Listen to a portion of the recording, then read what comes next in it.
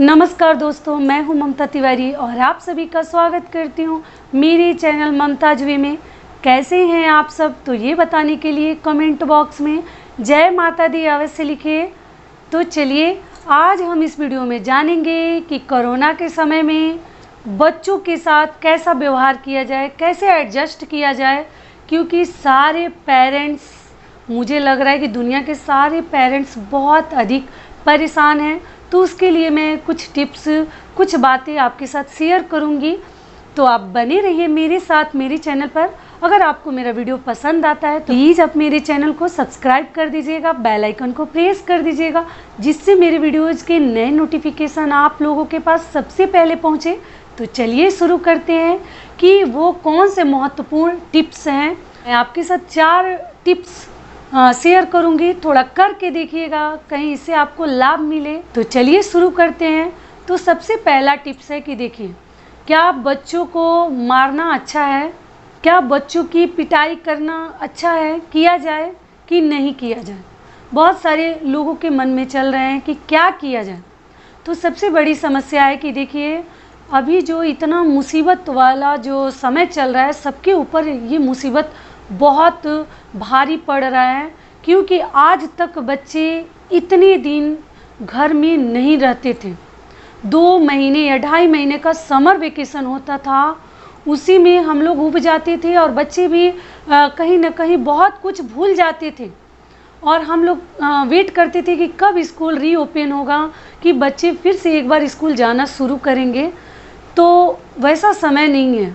अभी बच्चों को घर में बैठे हुए 1.5 साल होने जा रहा है, लेकिन जैसे लग रहा है कि बच्चे भी थोड़ा सा कहीं ना कहीं बहुत ज़्यादा मस्ती करने लग रहे हैं और शैतानी भी कर रहे हैं। हाँ, घर में पेरेंट्स के साथ रहते रहते वो भी चिड़चिड़े से हो गए हैं। और ये मत सोचिए कि ये सिर्फ आपके घर की ही समस्या है, ये हर पेरेंट्स की समस्या है, हर घर की कहानी है। तो इसलिए इसमें हमें कैसे उबरना है, बच्चों के साथ कैसे व्यवहार करना है। तो सबसे पहली बात है कि देखिए, हमें बच्चों के साथ ज़्यादा सख्ती से पेश नहीं आना है, क्योंकि हम जो थे, जो पिछला कोरोना था, उसमें हम लोग तो बाहर थोड़ा सा निकल भी जाते थे मार्केटिंग के लिए या किसी और भी कार्य के लिए। या इस बार का भी कोरोना ले लीजिए, थोड़ा बीच में 2 महीने ठीक हो गया था, थोड़ा बच्चे निकले थे, तो उसमें हम लोग तो बाहर निकल जाते थे, लेकिन क्या बच्चे निकले थे? नहीं निकले थे।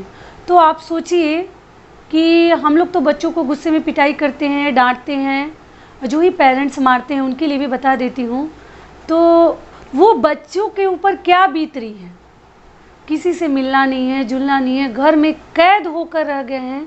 तो एक बार आप बच्चों के बारे में भी फील करके देखिएगा कि बच्चों के ऊपर क्या बीत रहे हैं, वो कैसे बेचारे अपनी ज़िंदगी निकाल रहे हैं। ना कोई फ्रेंड्स हैं, ना कहीं स्कूल जा रहे हैं, ना कहीं खेल कूद रहे हैं, घर में कैद होके बच्चे रह गए हैं। थोड़ा सा आप अगर बच्चों के फीलिंग को फील करिएगा ना, तो आप कभी बच्चों के ऊपर गुस्सा नहीं करेंगे, दया करेंगे। गुस्सा तो आता है, जब बच्चे पढ़ते नहीं हैं तो गुस्सा आता है, और बच्चे थोड़ा सा आलसी भी हो गए हैं, तो देर तक सो रहे हैं, तो ठीक है, कोई बात नहीं, एक फिर नया सवेरा आएगा, क्योंकि अभी ज़िंदगी जो है कीमती है। सरकार का भी यही कहना है कि जीवन जो है अभी बचाना है, जीवन रहेगा तो बहुत पढ़ाई होगी और बच्चे फिर एक बार नया सवेरा होगा और फिर हमारा इंडिया आगे बढ़ेगा। तो इसलिए घबराइए मत, बच्चों के ऊपर गुस्सा ज़्यादा मत करिए कि बच्चे क्या कर रहे हैं, नहीं कर रहे हैं, बात नहीं मान रहे हैं, ये सब बातें छोड़ दीजिए। मारना पीटना तो बहुत दूर की बात है। ये हमारा पहला नियम था। दूसरा नियम क्या है कि बच्चे जो हैं, लोग बहुत ज़्यादा परेशान हो गए, बच्चे मोबाइल और टीवी की दुनिया में कुछ ज़्यादा ही अटैच हो गए हैं और देख ही रहे हैं। सही बात है, देख रहे हैं। कितना आप बच्चों को डांटिएगा, कितना लेकर पढ़ाने बैठाइएगा, टीवी तो ज़्यादा देख ही रहे हैं। सही बात है, जो बच्चे 6 घंटा 8 घंटे वो स्कूल में स्पेंड करते थे टाइम को, वो बच्चे हमेशा घर में रह रहे हैं, तो भाई टीवी तो देखेंगे ही। और आई साइट का भी प्रॉब्लम रहता है कि उनका आई ख़राब ना हो जाए।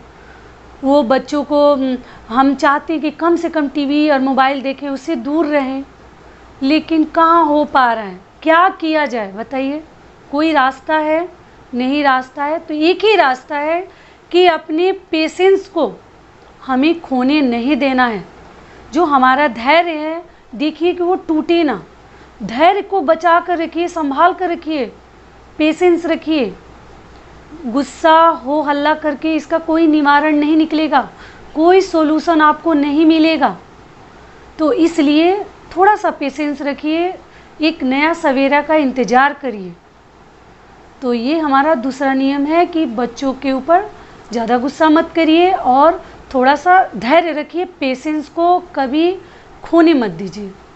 तो ये हो गया हमारा दूसरा नियम। तीसरा नियम क्या है कि देखिए, सबसे पहली बात है कि बच्चों को सुधारने से पहले पेरेंट्स को सुधरना चाहिए। हम बच्चों को कह देते हैं कि पढ़ने बैठ जाओ, पढ़ो, नहीं पढ़ रहे हो, पढ़ूँ तभी पिटाई करूँगी। डांटते हैं, गुस्सा करते हैं, डर दिखाते हैं बच्चों को, तो हम लोग बोल देते हैं। तो बच्चों से पहले अपने पैर को संभालना पड़ता है, अपनी को खुद को संभालना पड़ता है। अभी तो बाहर जाने लायक नहीं है, लेकिन अगर आप बच्चों को घर में पढ़ने को बैठा दिए और आप चल दिए किसी पड़ोसी के घर, तो क्या वो बच्चा पढ़ेगा? कभी नहीं पढ़ेगा। तो बच्चों का पैर बांधने से पहले पेरेंट्स को अपना पैर बांधना पड़ता है। तो अभी तो चलो वैसी स्थिति नहीं है, कहीं कोई नहीं जा रहा, घर में सब लॉक हैं, लेकिन फिर भी बच्चों को पढ़ने के लिए आप बोल दिए और आप खुद मोबाइल और टीवी ऑन करके बैठ गए, तो क्या वो बच्चा पढ़ेगा? कभी नहीं पढ़ेगा। उसके मन में भी उलचुल होगा कि थोड़ा मैं भी देख लेता, पापा कौन सा गेम खेल रहे हैं, कहाँ व्हाट्सएप चला रहे हैं, कौन सा मूवी देख रहे हैं। बच्चों के मन में भी उद्भुत सा होते रहेगा कि थोड़ा मैं भी देख के आता।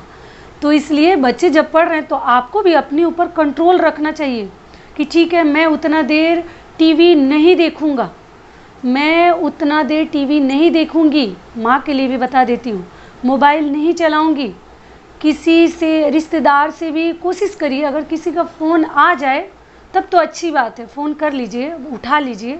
लेकिन मान लीजिए कि किसी को फ़ोन करना है, तो जितना देर बच्चा पढ़ रहा है, मान लीजिए 1 ही घंटा पढ़ रहा है, क्योंकि अभी बच्चों का पढ़ने में भी मन नहीं लग रहा है। सच्चाई बता देती हूँ, आप ही के नहीं, मेरे घर के भी बच्चे वैसे ही हो गए हैं। तो आप उस समय फ़ोन मत लगाइए, थोड़ा इंतज़ार कर लीजिए कि बच्चे जब पढ़ रहे हैं तो मैं उनके साथ थोड़ा सा बैठूँ, वहीं पे कुछ भी करूँ, जो ही कार्य कर रही है बच्चों के पास ही करिए। लेकिन मोबाइल टीवी टच मत करिए, उसको मत छूइए, नहीं तो वो बच्चे आपके पढ़ने के बजाय उसी में अपना ध्यान लगा देंगे। तो ये हो गया हमारा तीसरा नियम। चौथा नियम क्या है कि बच्चों को हमें कभी कड़वा नहीं बोलना है। बच्चों से हमेशा मीठा बोलिए, मीठा पेश आइए, क्योंकि देख लीजिए, एक जानवर को भी अगर आप मीठा बोलते हैं तो वो भी आपसे प्यार करता है कि नहीं करता है। और उससे कड़वा बोलिए तो वो भी आपको काटने के लिए दौड़ता है। तो घर में जितने बड़े बुजुर्ग हैं या रिश्तेदार नातेदार हैं, जॉइंट फैमिली है या पेरेंट्स हैं, माता पिता है, भाई बहन, बच्चों के साथ कभी कड़वा मत बोलिए। कड़वा बोलने से देखिए ज़माना बहुत बदल रहा है और बच्चे जो हैं आधुनिक युग के बच्चे हैं, हमारे ज़माने के बच्चे नहीं हैं। हमारे ज़माने में तो कीपैड वाला भी मोबाइल नहीं था, टीवी कलरफुल नहीं था, ब्लैक एंड वाइट टीवी हम लोग देखते थे। और अभी जो बच्चे हैं वो बहुत हमसे अलग हैं। तो हम लोग क्या चाहते हैं कि हम जैसे थे वैसा हमारा बच्चा क्यों नहीं हो रहा है। हम तो बहुत आज्ञाकारी थे, हम तो बहुत ओबीडिएंट थे, माँ बाप का हर बात मानते थे, सर झुका के सुन लेते थे, लेकिन हमारा बेटा वैसा क्यों नहीं बन रहा है। हम तो पढ़ने में बहुत अच्छे थे, तो हमारे ज़माने में ना स्मार्टफोन था, ना हमारे ज़माने में कलर टीवी था, ना हमारे ज़माने में कोरोना था। तो इसलिए हम लोग पढ़ते भी थे, सर झुका के सुनते भी थे और बिना मोबाइल के जीते भी थे। तो अभी जो है आप सोचिएगा कि हमारे अकॉर्डिंग हमारा बच्चा रहे, हम जैसा सोचते हैं उस तरीके से रहे, हम बोले तो सर झुका के सुन ले, तो ऐसा कभी नहीं होगा। बहुत कम बच्चे हैं, 100 में कहीं आज भी 2, 4 या 5 बच्चे होंगे जो ऐसा करते होंगे, लेकिन 80% बच्चों से आप ऐसा आशा मत रखिए, क्योंकि आप अगर जवाब देते हैं, उसको डांटते हैं, तो बच्चा तुरंत जवाब आपको भी देता है। आजकल के बच्चों से आप कभी नहीं जीत सकते।